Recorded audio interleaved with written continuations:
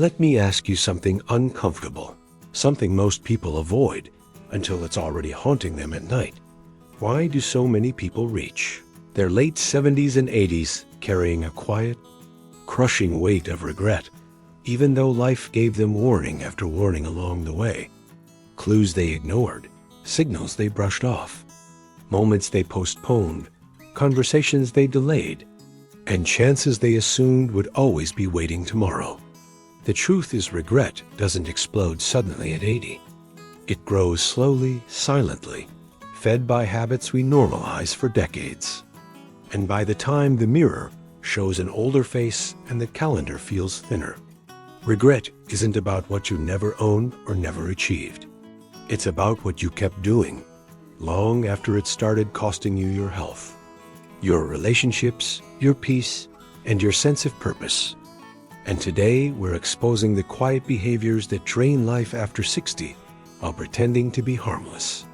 The ones doctors warn about, psychologists analyze, and long-lived elders beg younger generations to abandon before it's too late. Because if you recognize them now, you still have the power to rewrite how your later years feel. And stay with me until the end, because the final realization is the most dangerous of all not loud. Not dramatic, but subtle enough to shape your entire future without you even noticing. A mindset shift that decides whether your 80s feel empty or meaningful. So listen closely as we begin with the first silent thief, the habit of dismissing your body's signals. Because one of the most destructive lies people tell themselves as they age is that discomfort is just the price of getting older.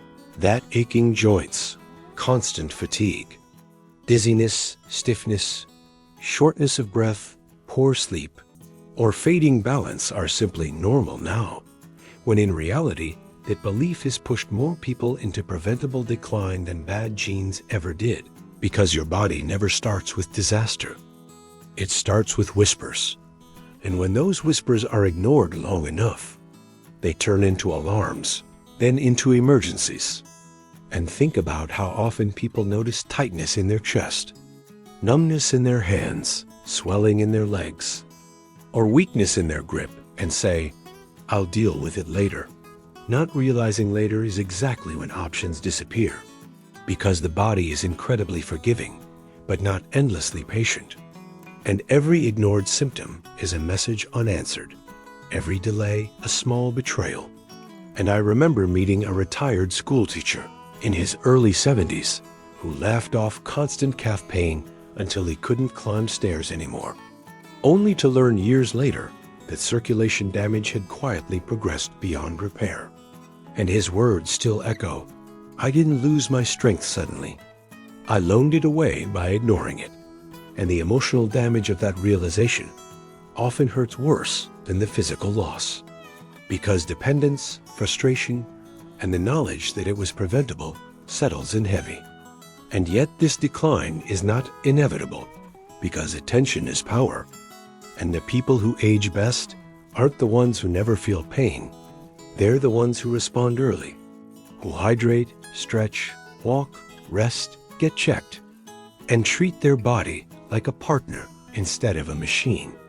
Because every act of care is a signal back to your body that life is still worth sustaining. And most regrets that surface at 80 begin with the same sentence whispered years earlier. "It's probably nothing," which leads us straight into the second quiet destroyer, allowing meaningful human connection to fade. Because loneliness rarely announces itself. It creeps in through canceled plans, unreturned calls, growing pride, unresolved misunderstandings, and the belief that independence means isolation, until one day the silence feels heavier than any illness. And research proves what the heart already knows, that chronic loneliness damages the immune system, accelerates cognitive decline, raises blood pressure, and shortens life. But beyond science, isolation erodes something more essential, the feeling of being needed, seen, and emotionally alive. And I once spoke to an elderly woman who told me that after her spouse passed, the house didn't just become quieter. It became smaller, because she slowly withdrew, stopped attending gatherings, convinced herself she was a burden, until volunteering one afternoon a week reignited her sense of belonging. And that's the tragedy. Most people don't choose disconnection. They drift into it by assuming others are busy, by avoiding effort, or by believing age disqualifies them from relevance. When in reality, connection doesn't require energy you don't have. It creates energy you didn't know you were missing. And you don't need crowds or constant company. Just one honest conversation, one shared laugh, one relationship that reminds you that your presence still matters. Because nothing weakens the human spirit faster than the belief that no one would notice if you disappeared. And if that resonates, stay with me, because the next habit is the most heartbreaking illusion of all: the belief that there's still plenty of time, a mindset so common it feels harmless, yet it quietly steals entire lives. Because we postpone apologies, dreams, trips, health, forgiveness, creativity, and joy as if time were a renewable resource. Telling ourselves soon and someday until those words become empty. Because time doesn't run out dramatically. It slips away while we hesitate. And I've met countless people in their 80s who didn't regret one bad decision, but regretted a pattern of delay, a life spent waiting for the right moment that never arrived, including a former engineer who always planned to write his memoir next year, until his hands trembled too much to type, and his voice cracked when he said, "I didn't lose time, I ignored it." Because when you assume tomorrow is guaranteed, today feels disposable. But awareness of limitation transforms ordinary moments into something sacred. The warmth of sunlight, a shared meal, a conversation that doesn't need a reason. And this isn't about rushing through life. It's about showing up fully while you're still able. Because the years you're in right now are not leftovers. They are active chapters, and regret doesn't come from inability. It comes from inaction, which brings us to another deeply painful habit: taking loved ones for granted, assuming that relationships will survive neglect, silence, emotional distance, unresolved conflict, and unspoken appreciation, when in reality relationships are living systems that require care. And when neglected, they don't just weaken, they fracture. And by the time people reach old age, no achievement or comfort replaces the ache of someone who's gone or emotionally unreachable. And so many people spend their strongest years chasing control, money, or validation, believing family and friends will wait patiently in the background, not realizing people drift when they feel unvalued, unseen, or taken for granted. And this drift is rarely dramatic. It's built from missed calls, postponed visits, prideful silence, and arguments left unresolved for decades. And I remember a man in his late 70s who confessed that the heaviest regret of his life wasn't failure. It was stubbornness, because a small disagreement with his brother became a permanent silence. And when death closed that door, he realized winning an argument cost him a lifetime of connection. And relationships don't need perfection. They need effort, acknowledgement, forgiveness, and simple gestures that say, "You still matter to me," because bitterness ages you faster than time ever could. And as one elderly man told me, the day I stopped needing to be right was the day peace finally found me. And if someone still crosses your mind after all these years, that's not coincidence. That's unfinished emotional business asking for courage. And now we arrive at the final, most overlooked habit of all: the absence of gratitude. Not the dramatic kind, but the quiet daily failure to notice what still exists.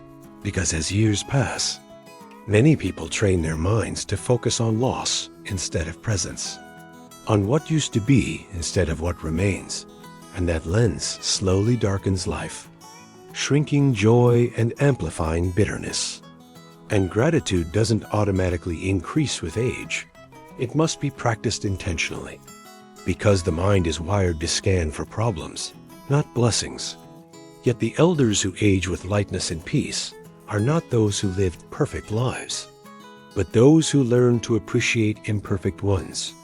Like the 85-year-old man who told me that every morning he opens his eyes and thanks life for the simple ability to do so. A practice that didn't erase his pain, but transformed how he carried it. Because gratitude doesn't deny hardship. It reclaims joy despite it, and when appreciation disappears, resentment takes its place, hardening the spirit, draining laughter, and poisoning memory, while gratitude softens, heals, and reconnects you to meaning, turning routine days into gifts and survival into living. And the happiest elders I've encountered aren't those who had the easiest journeys, but those who learned to recognize beauty in small moments, a quiet sunrise, a neighbor's wave, a warm cup of coffee, a familiar voice.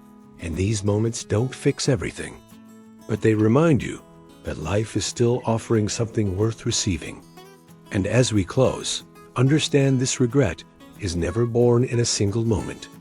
It's constructed slowly from habits left unexamined, choices postponed, and feelings unexpressed. And while none of us control how long we live, every one of us controls how consciously we live. And the people who reach 80 with peace aren't perfect. They're aware, adaptable, and willing to change before it's forced upon them. And if you recognized yourself anywhere in this message, that's not failure, that's awakening. Because awareness is life tapping you on the shoulder and saying, you still have time, and every sunrise gives you the chance to listen more closely, reach out more bravely, act more intentionally, forgive more freely, and appreciate more deeply, because every small act of courage today becomes protection against regret tomorrow. And imagine reaching old age not with bitterness, but with quiet pride, smiling not because life was easy, but because you showed up for it fully, and that choice right now is still yours.